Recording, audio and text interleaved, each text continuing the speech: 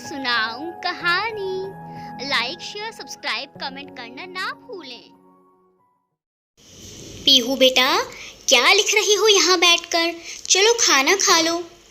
मम्मा जी, ठीक है मम्मा, मैं अभी आती हूँ, आप जाएं। बेटा मेरे साथ ही चलो।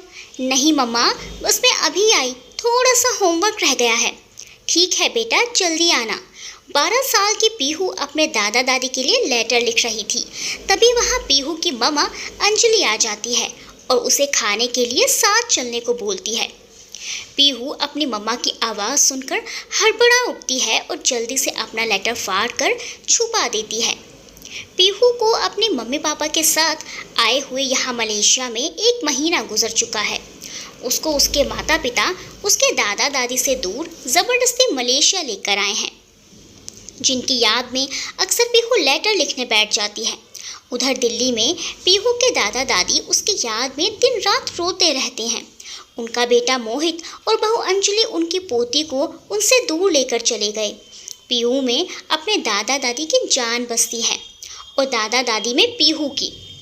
भगवान ऐसी औलाद किसी को ना दे जो बुढ़ापे में उनको उनके बचपन के रूप में मिले पोता पोती का प्यार ही उनसे छीन ले। उषा देवी की पड़ोसन कमला देवी उषा देवी जी को देने आए सांत्वना में उन्हें ये बात बोलती हैं। उषा देवी की आंखों में हर पल केवल आंसू ही रहने लगे। वहीं पास बैठे उषा देवी के पति सतीश कुमार जी को पड़ोसी कमला देवी के पति राकेश जी सांत्वना दे रहे थे। तुम्हें भी अपने साथ मलेशिया ले जाते तो कम से कम आज तुम दोनों को इतना दुख तो ना होता पीहू से दूर होने का। अब कर भी क्या सकते हैं जब बच्चों को अपनी ही मर्जी करनी है तो। सतीश जी दुखी मन से राकेश जी को जवाब देते हैं। फिर दोनों पड़ोसी दंपति अपने घर चले जाते हैं। सतीश जी और उषा देवी जी अब घर में बिल्कुल अकेले थे। जब पड़ोसी दोस्त उनके पास आकर उनके जख्मों पर मरहम लगा देते तो थोड़ी देर के लिए वे जख्म भर जाते थे। उनके जाने के बाद वही जख्म फिर से उभर आते थे। यह जख्म उनका अपना बेटा बहू देकर गया है, जो उनकी जान उनकी पोती को उनसे दूर ले गए। मोहित सतीश और उषा देवी जी की इकलौती संतान है, उनका इकलौता सहारा। दोनों बुजुर्ग पीहू के जाने के बाद उसके सदमे में बहुत ज़्यादा कमज़ोर हो गए। दोनों घर का काम निपटाते और अपनी छोटी सी किराना की दुकान से अपना खर्च पूरा करते थे। उषा देवी पीहू का सब सामान निकाल कर बैठ जाती हैं। उसके फ़ोटो एल्बम, कपड़े, जूते, एक्सेसरीज, बैग इत्यादि। दोनों बुजुर्ग उसे देखकर रोने लगे। फ़ोटो में अपने बेटे मोहित को देखकर और ज़्यादा रोने लगे। दोनों ने एक दूसरे को संभाला और फिर अपने बेटे की बातें करने लगे। मोहित इतनी मन्नतों से शादी के 6 साल बाद हुआ था। कोई मंदिर, मस्जिद, गुरुद्वारा, चर्च नहीं छोड़ा जहां हमने मन्नत न मांगी हो।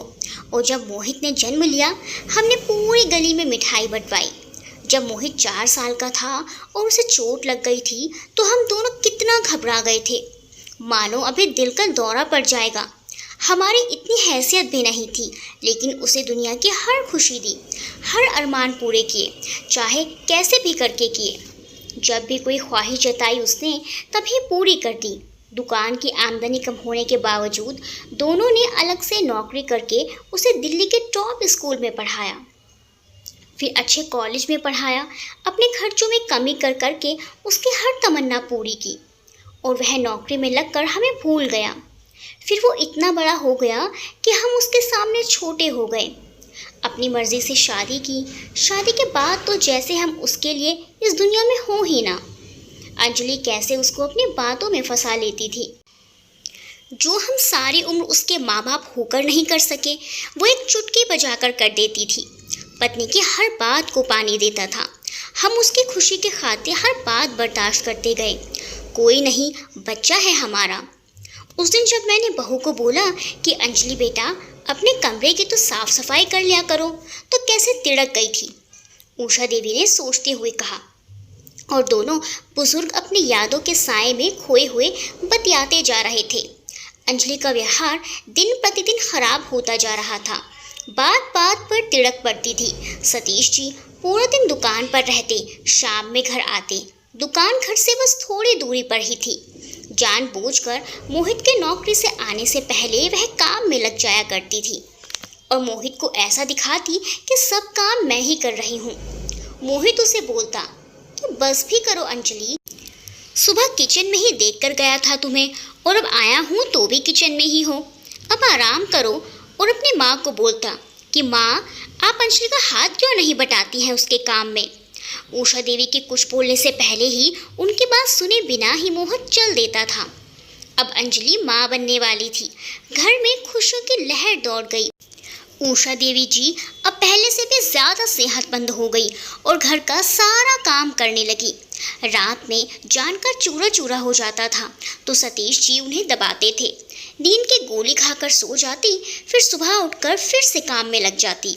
सतीश जी भी सुबह जल्दी जल्दी दुकान खोल लेते और देर तक काम करते, क्योंकि उन्हें अपने आने वाले नन्हे मेहमान के लिए अच्छे से अच्छा उपहार जो लेना था। दुकान ज़्यादा बड़ी नहीं थी, जो आमदनी होती उसमें घर के खर्चे, बिल्स और मोहित की सैलरी से कुछ खर्चे पूरे हो जाया करते थे। इसीलिए दुकान पर कोई नौकर भी नहीं रखा था। फिर एक रात पीहू ने जन्म लिया तो पूरा घर उसकी किलकारियों से जगमग रोशन हो उठा।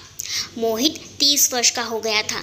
30 साल बाद इस घर में बच्चे ने जन्म लिया। सतीश जी और उषा जी की खुशियों का तो ठिकाना ही नहीं था। पीहू के लिए अनेक तोहफे लेकर आए। उषा देवी जी ने अपनी बहू की खूब सेवा की और साथ साथ पीहू का भी बहुत ध्यान रखा। उसे धूप लगाना, उसके डायपर चेंज करना, उसको नहलाना, कपड़े पहनाना, हर काम पीहू का उषा देवी जी ही करती थी। अंजलि का काम पीहू को बस दूध पिलाने का था। अंजलि तो रात में भी खर्राटे मार कर सोती थी। पीहू अपने दादा दादी के पास ही सोती थी। उषा देवी जी के शरीर का अंग अंग दर्द करने लगता तो पेन किलर खा खा कर काम करती। इसी तरह से 5 साल गुजर गए। पीहू स्कूल जाती तो स्कूल बस में भी उसके दादा दादी ही उसे बैठा कर आते और जब स्कूल से आती तो भी दादा दादी ही लाते। पीहू अपने रिपोर्ट कार्ड पर भी दादा दादी के ही साइन कराया करती थी। अब भी उसका टोटली काम उसके दादा दादी ही करते थे। अंजलि अपने फ़ोन में लूडो खेलती या बस अपनी बहन से बातों में लगी रहती थी। पीहू पर ज़रा भी ध्यान नहीं देती थी। मोहित शाम को थका हारा घर आता, थोड़ी बहुत बेटी पर प्यार दिखाता, खाना खाता और फिर से सो जाता। फिर सुबह जल्दी ऑफिस चला जाता। इसका असर ये हुआ कि पीहू अपने दादा दादी को ही अपने मम्मी पापा मानने लगी थी। उसने जब से आंखें खोली अपने दादा दादी को ही पास पाया है। उन्हीं को अपना सारा काम करते देखा है, तो कौन बच्चा होगा जो अपने दादा दादी को प्यार ना करे। पीहू जब भी कुछ करती तो सबसे पहले अपने दादा दादी को दिखाती। एक दिन पीहू खेल रही थी, दादी और उसकी माँ बैठी हुई थी, तो खेलते खेलते पीहू गिर पड़ी और उसे चोट लग गई। तो उसने दादी का नाम पुकारा। दोनों दौड़ कर आई। पीहू को उठाने लगी तो उसने अपनी माँ के हाथ को झटक दिया और दादी के पास गई। अंजलि वहाँ बैठी रह गई। उसने इस बात पर गौर किया तो वह सोच में पड़ गई कि यह क्या हो रहा है। मेरी बेटी मुझसे छीन ली जा रही है, मेरी बेटी होकर मुझे ही झटक रही है। और अफसोस में वह अपने कमरे में चली गई। रात में जब मोहित आया तो उसने यह सब उसे बता दिया और कान भर दिए। फिर उस दिन के बाद से अंजलि का व्यवहार बदल चुका। उसने लूडो खेलना तो कम कर दिया, लेकिन पीहू को लेकर अपनी बहन से बातें करती रहती थी। उसकी बहन भी उसे गलत गलत पाठ पढ़ाती रहती थी। अंजलि अब पीहू पर भड़कने लगी थी।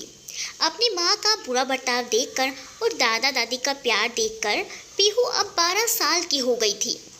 उसकी माँ उसे गुस्से की नज़रों से देखने लगी थी और हर बात पर उसे डांटने लगी थी। उसके दादा दादी उसका फेवर लेते तो बहू उन्हें भी सुनाती। एक दिन उषा देवी जी बीमार पड़ गई और सतीश जी यदि एक दिन भी दुकान ना खोले तो अपनी पत्नी का इलाज और खाने पीने का खर्च कैसे उठाती। मोहित को तो उनसे जैसे कोई लेना देना था ही नहीं और अंजलि उन्हें कहाँ देखने वाली थी। पीहू भी अब कुछ समझदार हो गई थी तो वह अपनी दादी की सेवा में लग गई। उसकी माँ ने उसे डराया धमकाया, बहुत उसे समझाया, लेकिन वह नहीं मानी। फिर सुबह स्कूल जाने का टाइम हुआ तो तैयार भी नहीं हुई। कहने लगी, मैं दादी को बीमार हालत में छोड़कर स्कूल नहीं जाऊंगी। इस पर अंजलि ने उसे थप्पड़ जड़ दिया। पीहू रोने लगी लेकिन स्कूल नहीं गई। दादा दादी ने भी उसको बहुत समझाया लेकिन पीहू कहाँ मानने वाली थी। अंजलि भड़क पड़ी और अपने सास ससुर को इस सब का जिम्मेदार ठहराने लगी। रात में मोहित ऑफिस से आया तो सारा हाल बता डाला, लेकिन मोहित इतना थका होता था कि उसकी बातें सुनकर सो जाता था। एक दिन मोहित की जॉब की छुट्टी थी और वह घर पर ही था। जब कभी उसकी छुट्टी होती तो अक्सर अपना दिन वह सोकर गुजार देता था। आज जब घर पर था तो सोया नहीं, फ़ोन पर किसी से बात कर रहा था तो उसकी नज़र पीहू पर पड़ गई तो मोहित को झटका लग गया। फ़ोन हाथ से नीचे जा गिरा। वो देखता है कि उसकी बेटी पीहू उसकी बूढ़ी माँ के सर में तेल डालकर मालिश कर रही है और तभी वहाँ अंजलि भी आ जाती है और अपने पति को ऐसे देखते हुए देखती है तो कहती है कि अब आंखें क्यों खुली रह गई आपकी? जब मैं आपको बताती थी तब तो आपके आँख, कान, मुंह सब बंद हो जाते थे। अब देखो अपनी आंखों से अपनी बेटी की करतूत। मोहित गुस्से में अपने कमरे में चला जाता है। पीछे पीछे अंजलि भी जाकर आग में घी डाल देती है। मोहित उस दिन पीहू की सब हरकत देखता है कि मैं आज घर पर हूँ, मेरा ख्याल नहीं, अपनी माँ का ख्याल नहीं, लेकिन उन दोनों का है। बेटी हमारी और हो गई उनकी। पीहू अपने दादा दादी के साथ खूब हंसती खेलती है। मोहित अब उसी को देखे जा रहा था। उसे ये सब देखकर बर्दाश्त नहीं हो रहा था कि इसका फ्यूचर क्या होगा ऐसे। उसने इतना बैंक बैलेंस कर लिया था कि कहीं और शिफ्ट होकर अपना काम भी कर सके और आराम से अपना जीवन यापन कर सके। उसने और अंजलि ने बाहर जाने की तैयारियां शुरू कर दी। बिना किसी को बताए चुपचाप सारी तैयारियां पूरी कर ली और एक रात पीहू को बोल दिया कि हम कल मलेशिया जा रहे हैं। पीहू खुश हो गई। वो तो बच्ची थी, उसे क्या पता था कि पूरा परिवार नहीं, केवल उसके माता पिता और वो जा रहे हैं। वह दौड़ी दौड़ी अपने दादा दादी के पास गई और कहने लगी, आप लोगों की सब तैयारियां हो गई हैं ना? तो दादा दादी चौंक गई कि कैसे तैयारी। जब पीहू ने उन्हें बताया तो उनका दिल बैठ गया। उन्होंने पीहू से कहा, बेटा तुम जाओ, हम यहीं रहेंगे। उन्होंने अनेक बहाने बताए पीहू को, लेकिन पीहू कुछ सुनने को तैयार ही नहीं हुई। एक बार तो दौड़ी दौड़ी अपने माता पिता के पास जाती, उनसे कहती कि मुझे यहीं रहना है या दादा दादी को भी साथ लेना है। फिर दौड़ी दौड़ी दादा दादी के पास जाती। जब भी पीहू की बात किसी ने नहीं मानी तो पीहू ज़ोर ज़ोर से रोने लगी और अपने दादा दादी के गले लग गई। दादा दादी भी रोने लगे। उनके कलेजे का टुकड़ा उनसे दूर किया जा रहा था। उन तीनों का दिल तेज़ गति में दौड़ रहा था। एक दूसरे से बिछड़ने का गम उन्हें तोड़ रहा था, लेकिन मोहित और अंजलि का दिल यह सब महसूस ही नहीं कर पा रहा था। यदि दादी के सिर में तेल डालकर 12 साल की पोती ने मालिश कर भी दी तो कौन सा पाप कर डाला था जो इतनी बड़ी सज़ा उन तीनों को दूर करके दी जा रही थी। और रोते रोते तीनों सो गए। सुबह सवेरे अंजलि और मोहित पीहू को दादा दादी से ज़बरदस्ती अलग करके रोते हुए बुजुर्गों को छोड़कर बदहवास पीहू को रोते हुए लेकर घर से निकल पड़े। दोनों बुजुर्ग एक दूसरे से लिपट कर रोते रहे। पीहू के बिना उस घर की दीवारें भी रो रही थी। उस घर की सारी खुशियाँ अब मातम में बदल गई थी। बेटा गया, बहू गई, इसका गम तो जो था वो था ही, लेकिन पोती को ले जाकर उन दोनों ने वो पाप किया है जिसकी माफ़ी भगवान के पास भी नहीं है। आज पीहू को गए हुए 1 महीना गुजर गया, लेकिन उसके जाने का दर्द दिल से कम ना होता था। जो जान उन दोनों के बीच थी वो भी निकली जा रही थी। आज भी दोनों उसका सामान देखकर बहुत रो रहे थे और अपनी बेबसी लाचारी का मातम मना रहे थे और बेटे के जीवन को याद कर रहे थे कि यही बेटा है वो जिसके लिए इतनी मुसीबतें उठाई हैं। कोई शिकवा शिकायत नहीं की कभी, मगर यह अच्छा नहीं किया उसने। बातें करके अपने आंसू साफ किए और काम में लग गए। दोनों के हाथ पांव भी कांप रहे थे, लड़खड़ा कर चल रहे थे। ऐसे ही पीहू को याद कर करके रोते रोते दिन गुजरते गए। उधर मलेशिया में पीहू रोज़ अपने दादा दादी के लिए लेटर लिखती, फिर मम्मी पापा के डर से फाड़ कर छुपा देती थी। धीरे धीरे पीहू का सदमा बढ़ता गया जो उसके दिल को और कमज़ोर बना रहा था। वह किसी से कुछ ना कहती, कुछ ना सुनती, गुमसुम रहने लगी और दादा दादी की पहनाई हुई घड़ी देखती रहती। दिन प्रतिदिन उसकी सेहत गिरती ही जा रही थी। अब उससे स्कूल भी नहीं जाया जाता था। मोहित और अंजलि को समझ नहीं आ रहा था कि हो क्या रहा है। उन्होंने पीहू से बात भी की, लेकिन पीहू कुछ बोलती ही नहीं थी। उसकी फूलों जैसी कोमल सूरत मुरझाने लगी, उसकी आंखों के नीचे काले घेरे आने लगे, उसके रेशम जैसे बाल झड़ने लगे, उसका शरीर दुबला होता जा रहा था। मोहित और अंजलि को पीहू की बहुत चिंता सताने लगी। फिर एक दिन ऐसा आया कि पीहू अचानक बेहोश होकर गिर पड़ी। मोहित और अंजलि जल्दी जल्दी डॉक्टर के लेकर गए। डॉक्टर ने चेक किया तो डॉक्टर बोला कि सदमा ले रही है बच्ची किसी बात का। यदि यही हाल रहा तो जल्दी ही यह इस दुनिया को छोड़ देगी। यह सुनकर मोहित और अंजलि के पैरों तले जमीन निकल गई, क्योंकि उन्हें अच्छे से मालूम था कि किस बात का सदमा ले रही है हमारी बच्ची। पीहू को घर लेकर आए और अब वह समझ चुके थे कि यदि कुछ दिन और इसे इसके दादा दादी से दूर रखा तो हमें छोड़ देगी। इस बात को सोचकर दोनों बहुत रोने लगे। अंजलि को याद आया कि हमेशा अपने स्टडी रूम में पीहू कुछ लिखती रहती है। वह दौड़कर गई तो उसने वहां से बहुत सारे लेटर मिले जो वह दादा दादी के लिए लिखा करती थी।